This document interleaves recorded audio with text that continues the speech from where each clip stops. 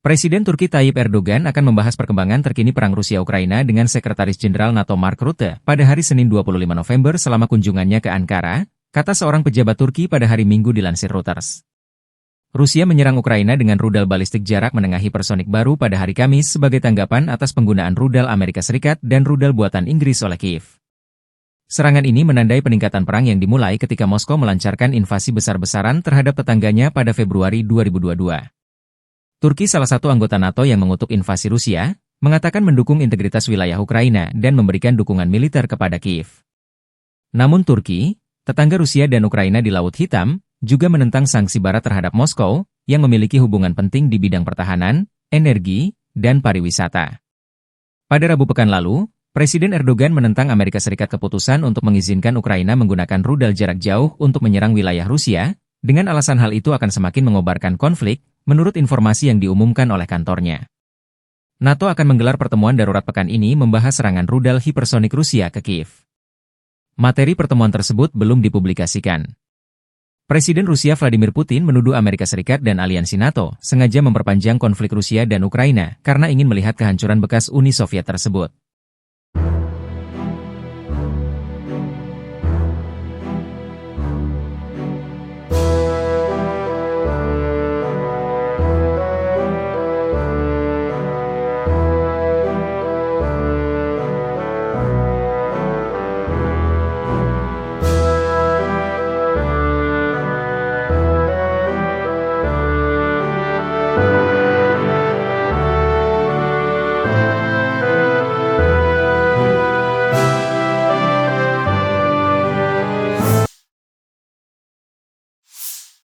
Serangan rudal taktis Iskander Angkatan Bersenjata Rusia melenyapkan sebuah pesawat Angkatan Udara Ukraina MiG-29 dengan hulu ledak yang dilengkapi dengan munisi tandan di Pangkalan Udara Dnepr.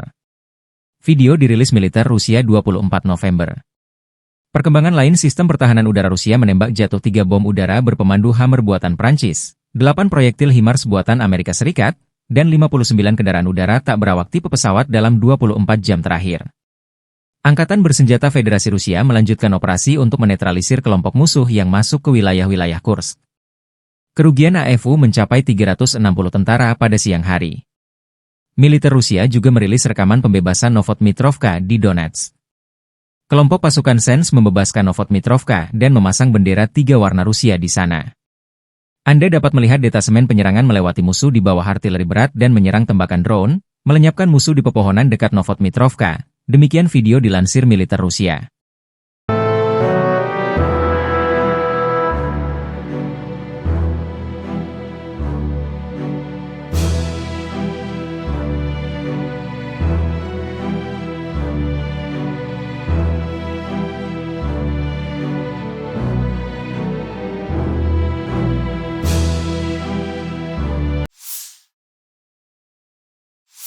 Selama seminggu terakhir, Angkatan Bersenjata Rusia meluncurkan lebih dari 800 bom udara berpemandu kabupaten, hampir 460 drone serang, dan lebih dari 20 rudal, kata Presiden Volodymyr Zelensky dalam pernyataan resminya 24 November.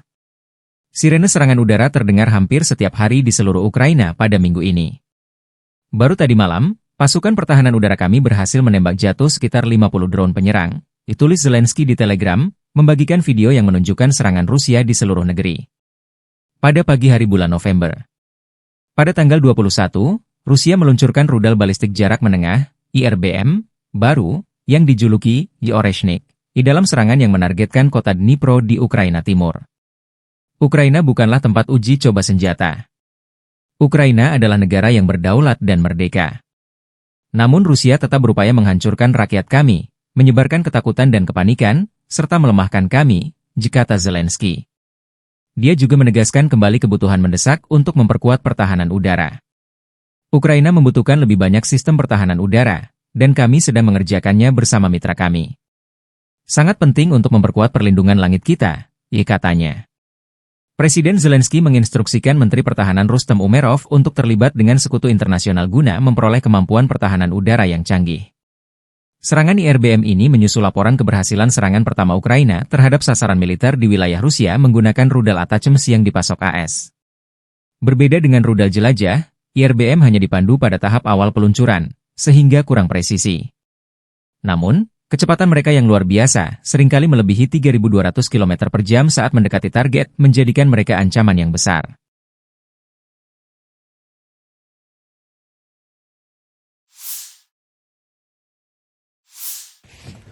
Assalamualaikum, друзья, всем добрый день.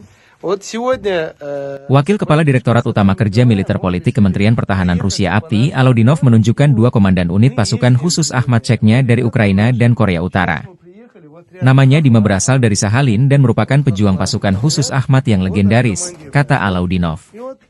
Orang dekat pemimpin Chechnya Ramzan Hadirov ini juga menunjukkan salah satu komandan unit Chechen kelahiran Ukraina dengan tanda panggil Kohol. Dia berkebangsaan Ukraina dan ini sama sekali tidak menghalangi dia untuk memperjuangkan keadilan bahu-membahu dengan saudara-saudaranya, Rusia, Chechnya, Tatar, dan perwakilan masyarakat lainnya yang tinggal di Federasi Rusia, seperti selama Perang Patriotik Hebat, kata Alodinov di akun media sosialnya. У него хохол. А вот представьте себе, чтобы в украинской армии на сегодняшний день, чтобы был командир с позывным «Русский». Как вы себе это представляете? А? Я правильно перевел то, что вы сказали? 1 к 1, Аптярович. Вот, видите как. Так что, хохол, у тебя серьезные преференции тут, я так понял. Но это не самое еще, как говорится, вот я хочу вишенку на торте. А ну иди сюда. Ты кто по национальности? Кореец. Кореец. Вот, пожалуйста, из-за этого корейца, который у нас в Ахмате, переполошилась вот вся Украина, вся Америка и вся Европа. Это из-за тебя все происходит, да? Не, ну у нас-то еще в Ахмате есть несколько корейцев, это так. Как тебя зовут? Дима. Дима. Так, откуда ты родом? С Сахалина. С Сахалина. Представьте себе, у нас есть свои корейцы. Его зовут Дима, он с Сахалина. Ну и вот бойтесь. У нас в Ахмате есть вот корейцы, пожалуйста. Трепещите. Да, трепещите. Так что такие дела. Ну что ты им скажешь? Ахмат сила, Россия мощь, победа будет за нами. Вот, пожалуйста, вот вам флаг в руки. Наши корейцы, они вот такие вот. Они говорят, что Ахмат сила, Россия мощь, Бог един. Аллаху Акбар.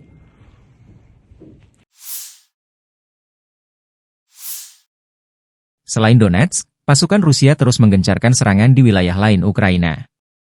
Laporan terbaru, pasukan Vladimir Putin memasuki wilayah Biloniria Zaporozhye.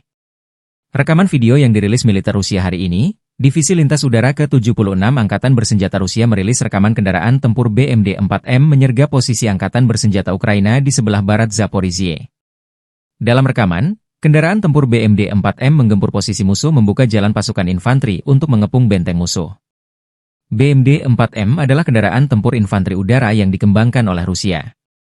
Kendaraan ini merupakan pengembangan lebih lanjut dari model sebelumnya, BMD-4, dengan peningkatan signifikan dalam hal mobilitas, perlindungan, dan daya tembak. BMD-4M dirancang untuk mendukung operasi lintas udara yang cepat dan fleksibel, menjadikannya andalan bagi pasukan lintas udara Rusia, VDV. Dari segi dimensi, BMD-4M memiliki berat sekitar 13,5 ton dengan panjang 6,1 meter, lebar 3,1 meter, dan tinggi 2,5 meter. Kendaraan ini dapat menampung hingga 7 personel, termasuk kru yang terdiri dari komandan, penembak, dan pengemudi. BMD-4M dilengkapi dengan mesin UTD-29 diesel yang menghasilkan tenaga 500 HP, memungkinkan kendaraan ini mencapai kecepatan maksimum 70 km per jam di darat dan hingga 10 km per jam di air, berkat kemampuannya untuk mengapung. Salah satu keunggulan utama BMD-4M adalah sistem persenjataannya.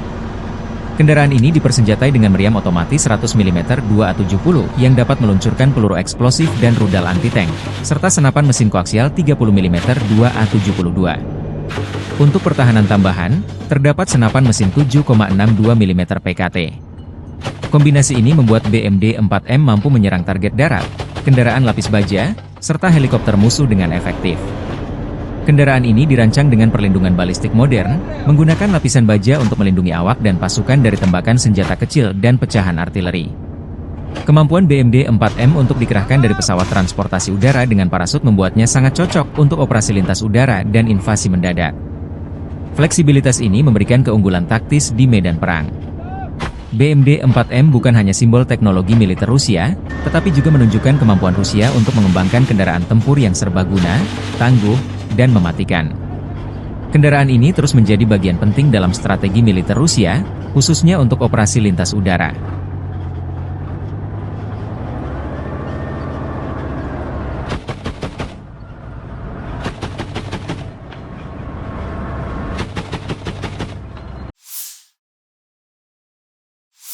Staf Umum Angkatan Bersenjata Ukraina 24 November melaporkan, militer Rusia total kehilangan 730.740 tentara di Ukraina sejak dimulainya invasi skala penuh pada 24 Februari 2022. Jumlah ini termasuk 1.020 korban yang diderita pasukan Rusia hanya dalam sehari terakhir. Rusia juga kehilangan 4 tank, 5 sistem artileri, 1 pesawat tanpa awak, 1 kendaraan tempur pengangkut personel dalam 24 jam terakhir.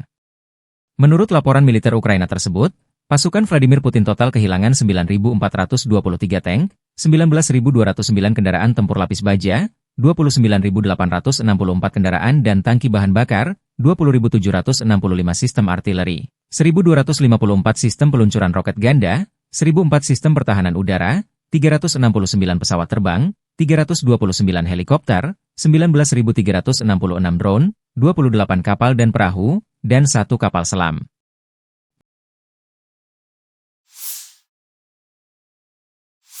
Dari kubu Rusia, Kementerian Pertahanan Air Rusia merilis rekaman serangan drone menghantam beberapa unit kendaraan angkatan bersenjata Ukraina di wilayah Kharkov. Pasukan pengintai dari kelompok pasukan utara menggunakan UAV mengidentifikasi 5 kendaraan musuh. Setelah menganalisis data intelijen, keputusan diambil untuk menembaki kendaraan angkatan bersenjata Ukraina. Target yang terdeteksi segera dihancurkan oleh kru drone FPV. Demikian keterangan videonya. Secara total, sejak Rusia melancarkan operasi militer khusus di Ukraina, total 649 pesawat, 283 helikopter, 36.559 kendaraan udara tak berawak angkatan bersenjata Ukraina dinetralkan. Juga 586 sistem rudal anti pesawat, 19.491 tank dan kendaraan tempur lapis baja lainnya, 1.492 kendaraan tempur MLRS, 18.405 senjata artileri lapangan dan mortir, dan 28.661 unit kendaraan pendukung militer telah dilumpuhkan.